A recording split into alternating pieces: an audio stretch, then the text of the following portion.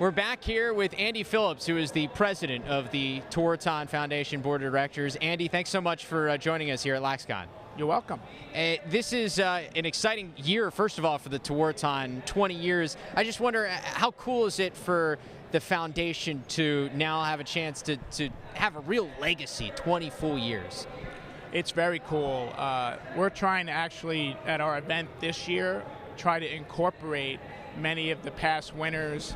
We've already begun to reach out, try to think of some cool things that we could do.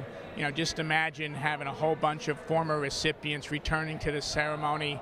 What a great experience that would be for the current crop of outstanding young college players. I mean, it'd just be a great experience. So we definitely want to capitalize on our history to make the experience richer for the people currently going through it. Yeah, it's really cool to see how the Tewaaraton Award has evolved and and you look back at the laundry list of recipients and it's an incredible list of names. Yeah, it is. It really is. And you know, and we don't always agree. Some people disagree with who's gotten the award, but the important thing is we have a very rigorous process.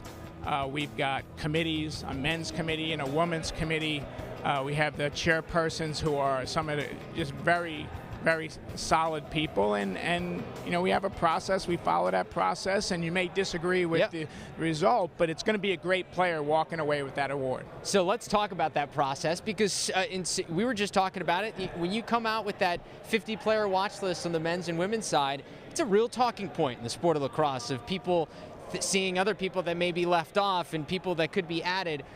Walk me through the process from the beginning here in the beginning of the year to when you come up with that watch list and then on through the eventual voting. Well, it starts with our watch list. So our watch list is 50 men, 50 women. And what we do to help the coaches on the committee, again, there's a men's committee, a women's committee, 17 coaches on the men's committee, 18 coaches on the women's committee.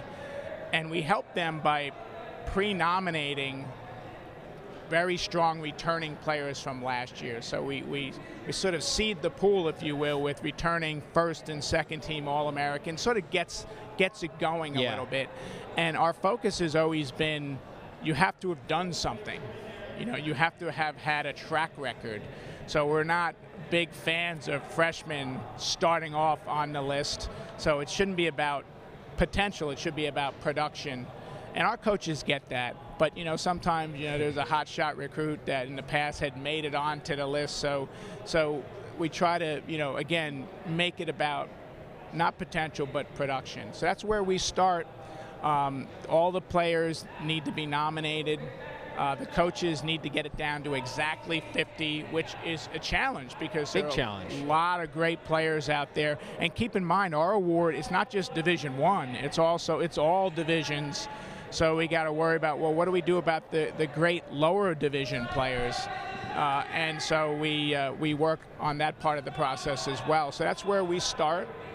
And then eventually we can add players to the list. And players get added. Again, they get added on the strength of their performance. How are they doing? And which was interesting because we always did our watch list would get released in late February. And the coaches were beginning to complain because there's a lot of lacrosse being played by late February, so they're sort of itching to get more players on the list. And so this year we're gonna be releasing those watch lists a couple of weeks earlier than we have in the past. So the coaches are happy about that. Yeah, and so people can look for those watch lists coming right there in the middle of February. February 13th, I believe, is February the date. 13th. That's right. And so those watch lists obviously start the process. And the Tewaaraton has for years been called the Heisman Trophy of lacrosse. Many people know the Heisman is voted on by the media and the former winners.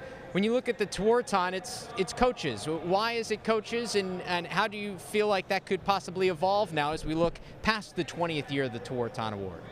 Well, I think it's definitely, we'll be looking at the landscape of specifically the lacrosse media landscape, and will it evolve to the point where we really need that voice?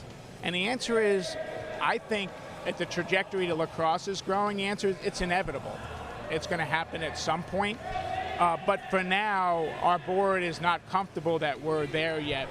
So we think really you know, the coaches are our best choice to get eyes on the best player. That's what it's about. Yeah. Who has the eyes on the best players?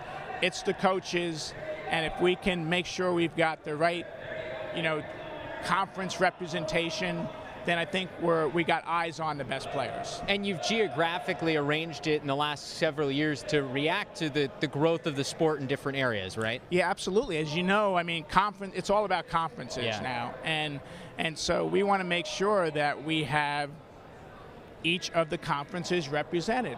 And in some cases where you've got conferences who were more likely going to sort of produce the kind of players that are going to be finalists, we want to have multiple people representing those conferences, so we make sure we have eyes on the best players.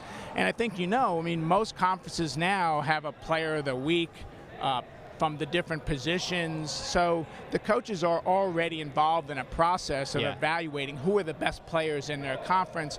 We just like to piggyback off of that process.